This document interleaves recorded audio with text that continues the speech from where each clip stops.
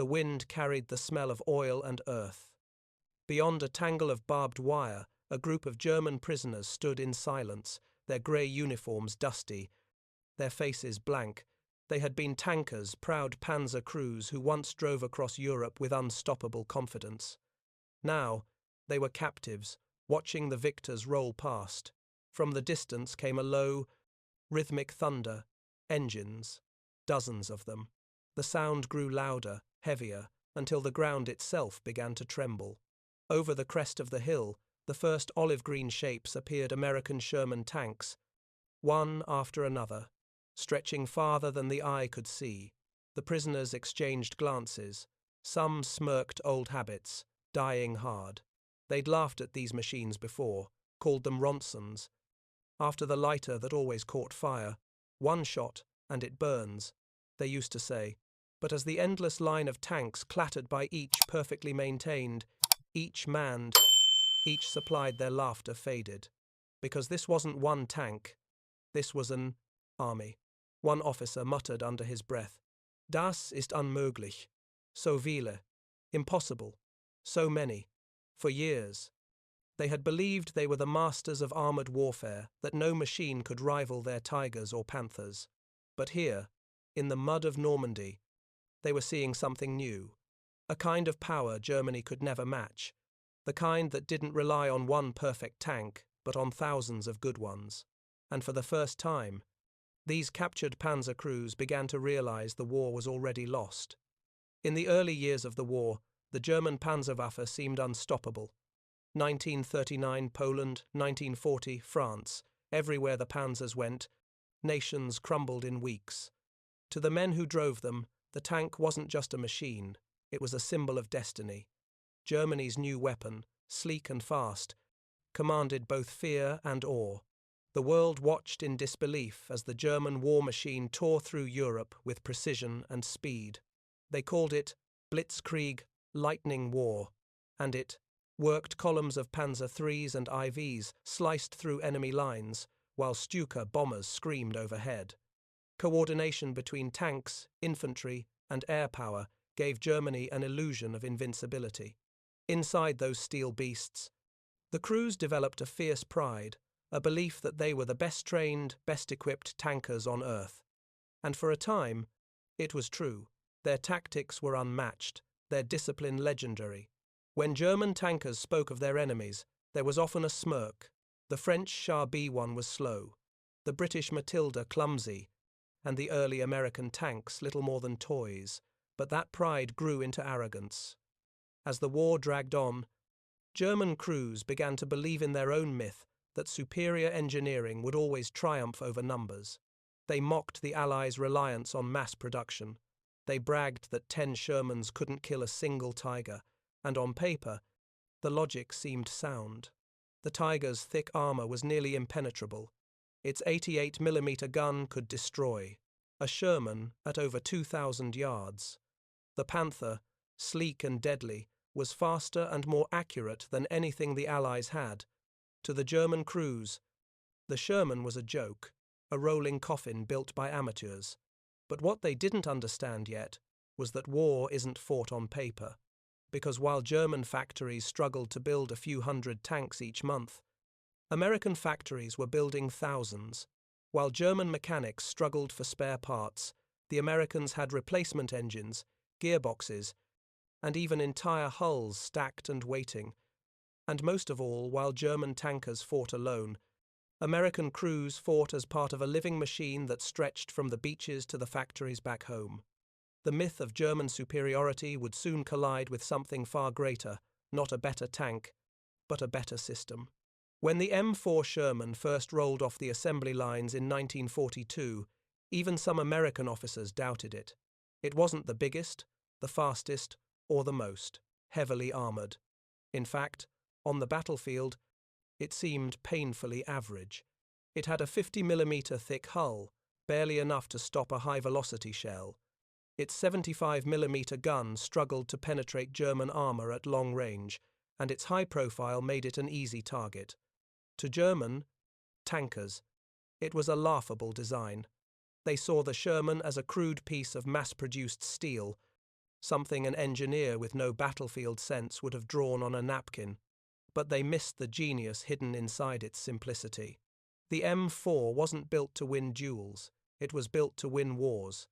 It could be shipped anywhere by train, by ship, even by landing craft. It could run on almost any kind of fuel.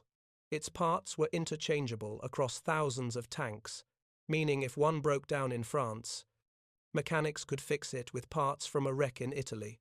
While German tanks required entire workshops to repair, a Sherman could be patched up in a muddy field and sent back into battle within hours. And then there was its engine, powerful, reliable, and forgiving. The Sherman didn't need the precision of a Panther's gearbox. It didn't need the delicate maintenance of a Tiger's suspension. It just worked. It was a soldier's tank built for the kind of war America was fighting. Global, industrial, relentless. Behind every Sherman were layers of supply lines stretching across the Atlantic. Liberty ships filled with spare parts, fuel drums, and ammunition.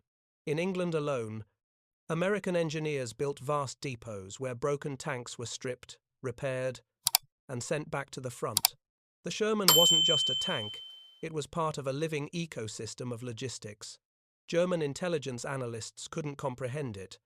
When they captured an American maintenance report, they were stunned to learn that the US Army measured tank losses in percentages per week because replacements were guaranteed.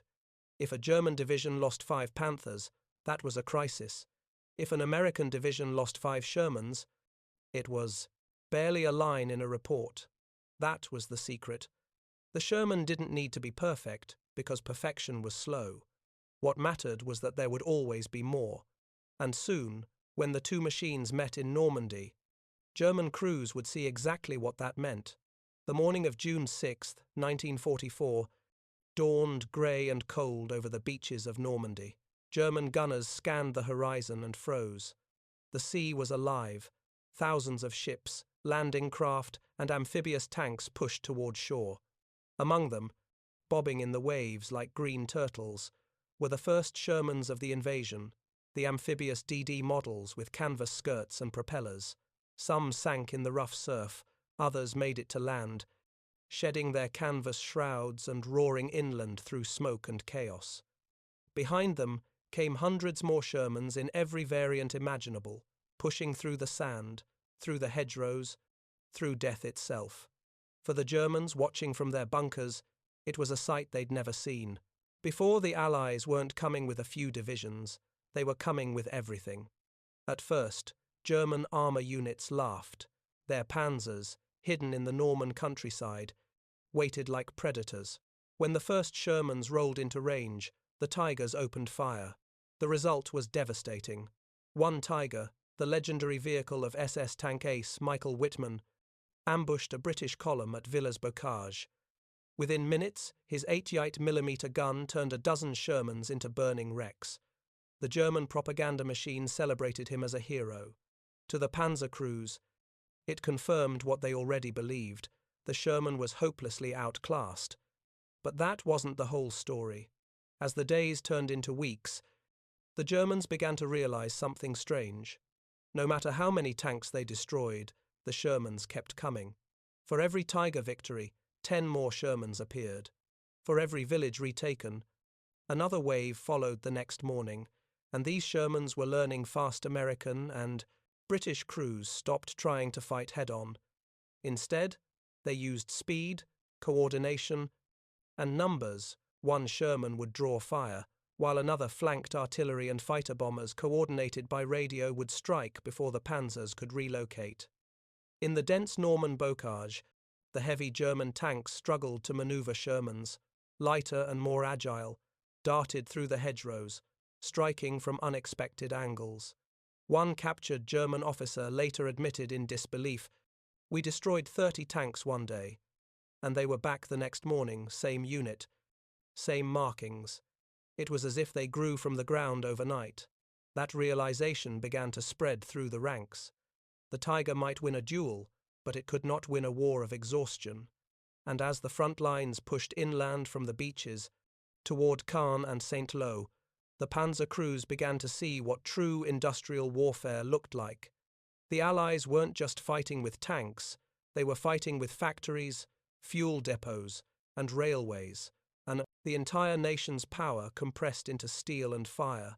The laughter was fading, and soon the Shermans would evolve into something far deadlier. By the summer of 1944, Allied crews had learned a painful truth. The Sherman's 75mm gun was no match for a Tiger or a Panther. Even at close range, their shells often bounced off like pebbles. But engineers in Britain were already working on a solution, one that would change everything. They called it the Sherman Firefly. To most German crews, it looked like any other Sherman, same rounded turret, same olive paint, same high silhouette. But inside that familiar shape lay a weapon capable of piercing the unpierceable.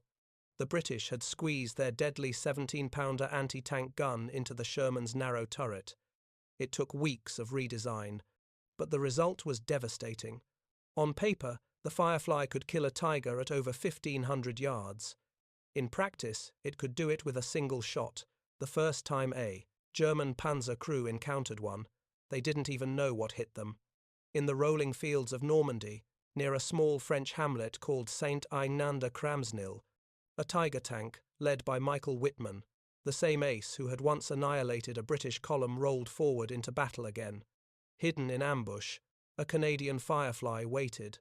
The gunner, Sergeant Gordon, tracked the massive silhouette through his scope. One shot rang out. The round tore through the Tiger's armor like paper.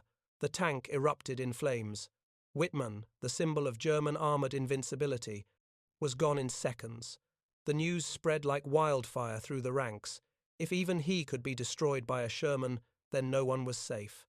From that moment, the German crews began scanning every Sherman they faced. Terrified of spotting the telltale long barrel of the 17-pounder, they gave it a new name, Feuerfliege, the Firefly. For the first time, the hunter had become the hunted. But it wasn't just the Firefly.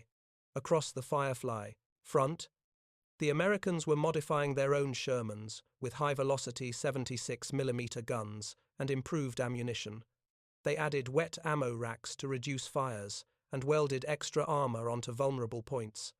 The Allies were adapting faster than anyone thought possible.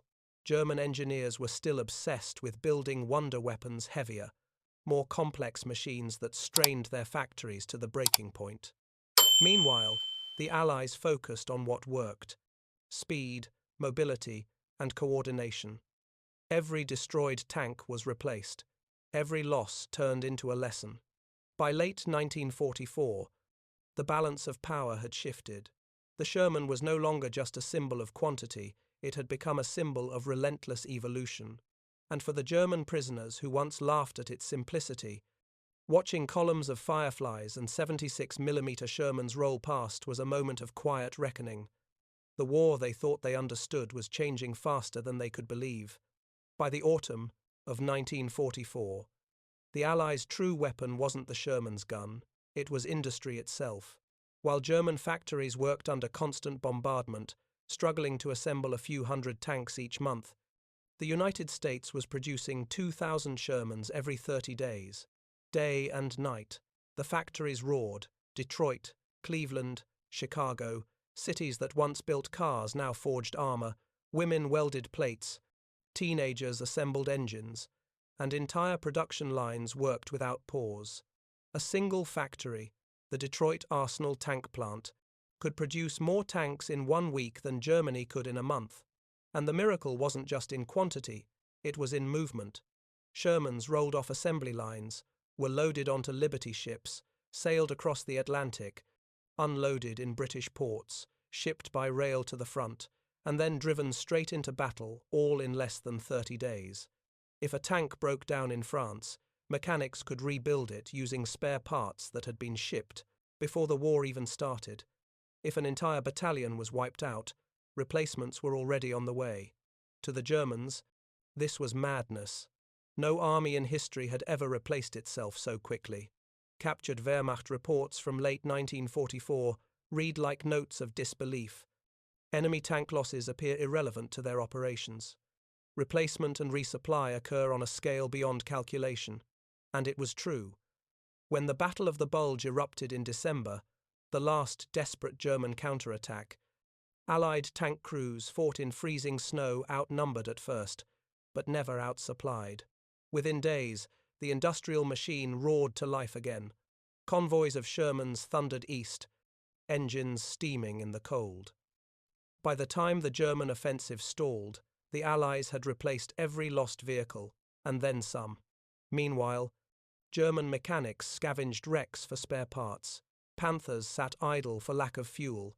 Tigers broke their transmissions after a few miles of travel. In the shadow of this industrial avalanche, German soldiers began to grasp the hopeless scale of what they faced. For every tank they destroyed, a dozen more appeared. For every town they took, 100 more were already being fortified. A panzer commander captured near Aachen reportedly said, "We fight an enemy who measures war in tons of steel, not in courage. We have courage, but they have factories." And he was right. The battlefield was no longer a contest of skill or even technology. It was a contest of endurance. And in that contest, the Sherman mocked, underestimated, and endlessly reborn was unstoppable. As the endless convoys rumbled toward the Rhine, the captured German crews finally stopped asking how the Allies built so many. They began asking something else entirely. How could anyone ever hope to stop them? By early 1945, the war had turned from a contest of tactics into a struggle of survival. The German armoured divisions, once the pride of the Reich, were shadows of their former selves. Fuel was gone, spare parts were gone, even morale was gone. In the frozen forests of the Ardennes and the shattered cities of the Reich, German tank crews faced an enemy that seemed to have no end. Every time they destroyed a column of Shermans, more appeared, often within hours. One German sergeant, captured near Cologne, later confessed, "It was like fighting the ocean. You shoot, and it just closes over the hole you made. That kind of war broke something deeper than metal." The same men who once joked about the Ronson were now whispering about the Firefly's long barrel, the roar of jabos overhead, and the rumble of 1,000 tracks that never stopped. For the first time, fear began to creep into the ranks of the panzer crews. Not the fear of dying, they were used to that, but the fear of futility. The Tiger commanders knew their tanks could destroy Shermans with ease, but what was the point when they could only move 20 miles before the gearbox failed?